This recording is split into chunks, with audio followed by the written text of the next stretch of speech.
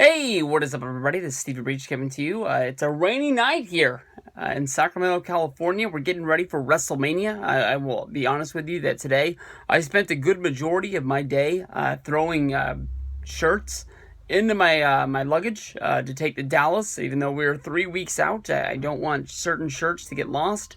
So I'm making sure that I have everything that I need. I'm going through and pulling things, and I'm going to be taking the access with me. Just trying to make the next 3 weeks a little bit less stressful, even though I know that for a lot of the time, I'm going to be pulling things out of that bag to make sure things are in there, to make sure that I have them. I don't know. I always pack way too early. My friends make fun of me. It is what it is. But there's nothing like WrestleMania season to get you ready for WrestleMania. Is to go back, especially with the WWE Network now, or go through your WWE DVD collection of watching old Manias to really hype you up that this is going to be big. WrestleMania 32 is a big one. So I went back in time and I ended up going and picking WrestleMania 18. This is a show that I haven't watched in a long time. Of course, everybody knows about the history of Rock versus Hollywood Hulk Hogan, being the icon versus the legend. Who's going to be the big time? Of course, Triple H versus Chris Jericho for the undisputed WWF Championship at the time. Stone Cold Steve Austin against Scott Hall. A lot of people know the matches that are on this show, but this is one of those shows that honestly, when you look at the undercard, it doesn't really blow you away. And that's a lot of the ways that I look at WrestleMania 32 that's coming up. A lot of the undercard matches, they're just sort of there. But honestly, when I look at this WrestleMania, I think about, the big changeover that had been happening in the WWF over the last year, of course, with Vince McMahon buying WCW, buying ECW out of bankruptcy, and really reshaping the roster of the company. The roster grew so much. You look at so many of the names on this show that weren't even in the company. And, this is something that would probably never happen to a WrestleMania again. You're never going to look at a WrestleMania card and say all of these guys wrestled in TNA or a lot of these guys wrestled in New Japan.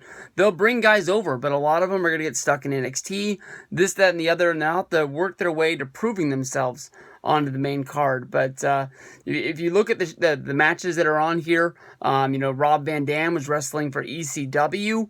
Diamond Dallas Page was in WCW. Ric Flair was in WCW. Booker T was in WCW. Scott Hall was in WCW. You got Hollywood Hogan, who was in WCW. A lot of these matches that they were matches that were dream matches, or not even if they were dream matches, they were just matches that just weren't even available to them the year before. So, some people look at this show as sort of a come down from WrestleMania 17. It's not really what it once was. But honestly, I love 2001. I love 2002. I think that they're great years in professional wrestling, especially for WWE to be knocking it out of the park and then sort of figuring out how to become, the only game in town and keep people still into watching wrestling. Short side story to jump back into this. I can remember watching this pay-per-view at my grandma's house. Yes, I watched it at my grandma's house. It was just me and my dad. We went over there. That is where we chose to hide the box, to say, because every time, we wanted to have a big shindig for a big fight, or, like this for a wrestling thing, we would make it into saying, hey, Grandma, we wanted to come over, and she would end up making a big feast for us all to eat, whether if it was boxing or... I don't think at this time we were really doing UFC yet. UFC really wouldn't blow up until 2005. But, big events that were on pay-per-view, we'd always find our way over at Grandma's house watching them, and it always worked. I don't even know if she knew about the gimmick. I think we just switched her box out with this box, and it just was hunky-dory. We didn't want to make it obvious by every time coming over to her house we were unhooking a cable box and hooking it in. So this is what happened. That's the underground scoop of what was going down at Grandma's house. The show opened with Rob Van Dam against William Regal. Actually, the show opened with Saliva playing a song, and I have been told that I thought that honestly Saliva played all 4 songs. I've been told that I think Saliva played 2 songs and Drowning Pool played 2 other songs. Altogether, Saliva and Drowning Pool to me honestly sound the same. And it's just not my type of music. Even in that time period, it wasn't what I liked to listen to. I did like Limp Bizkit. I did like, POD. I did like a few bands, but these bands didn't do it for me. And, just honestly, I sort of wish WWE would have cut it out on the WWE Network because I just didn't need it and I thought it was overkill.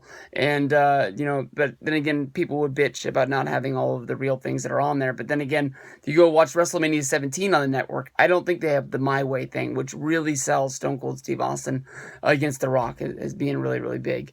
Show opens with Rob Van Dam against William Regal. William Regal tries to use Brass Knucks, not once, but twice. But both times, Rob Van Dam is able to kick him away. Rob Van Dam ends up hitting the 5-star frog splash, and RVD gets the win over William Regal to become the Intercontinental Champion, and a really good opener for WrestleMania. Match number 2 was Diamond Dallas Page against Christian, where basically Christian went on a long losing streak for a long time. And DDP intertwined himself into this and basically said that he was going to be able to turn Christian around, make it where Christian wasn't having as many tantrums. And on the Raw before WrestleMania, I believe Christian was involved in a singles match against either Billy or Chuck. And DDP slid into the ring, hit a diamond cutter, and Christian pinned him 1, 2, 3. And basically Christian was able to get his first win in a long time. And while they were celebrating, Christian attacked DDP, and then from there, the stage was set for a European Championship match. And in this one, there was a couple of close falls. DDP ended up hitting the diamond cutter, and Christian ended up losing, breaking himself into another tantrum after DDP exposed that Christian had lost in front of all these people at the Toronto Sky Dome. Christian went bananas after that. From there, we go into the longest ever running hardcore match for the WWF Hardcore Championship. It ended up being Maven versus Goldust. But as this match is going down, one of the things that I do mark out for is the fact that Goldust pulls out his own garbage can.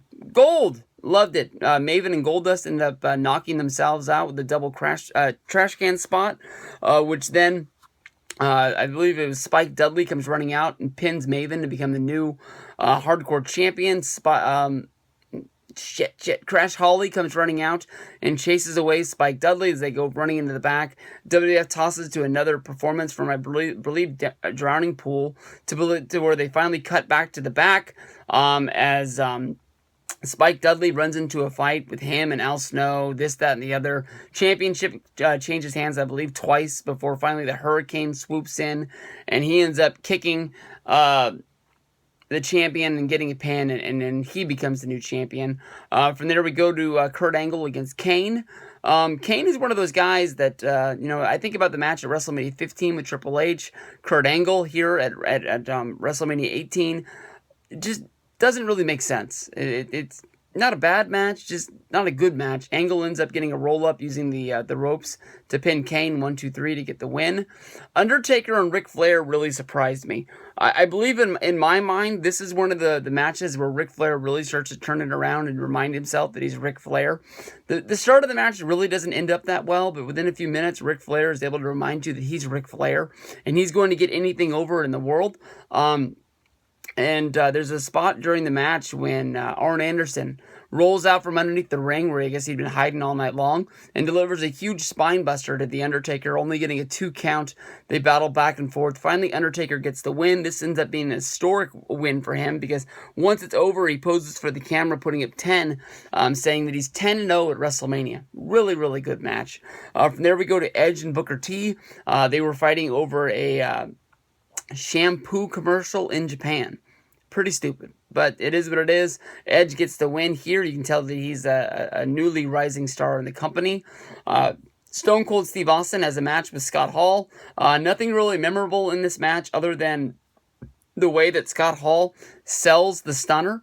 Where basically he jumps off of the ring to take a back bump 5 feet away from where the stunner was actually delivered. Stone Cold Steve Austin gets the win.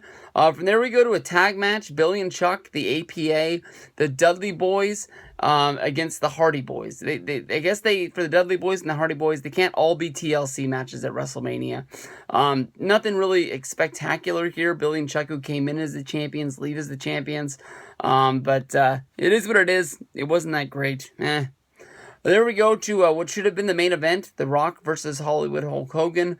Before this match, basically we have Scott Hall and Kevin Nash, the NWO, in the back, talking about how pissed they are that they're going to get their revenge on Stone Cold Steve Austin, but they're going to take it out on The Rock tonight. And Hollywood Hulk Hogan comes up and he says, "You know what, guys? This is a big match. This is about me. There's nothing wrong about you guys. Tomorrow we'll take care of NWO business, but tonight I need to take care of my business. Don't interrupt me during my match with The Rock. I'm going to see what I can do. I'm going to take him on my own and see where we can get from there."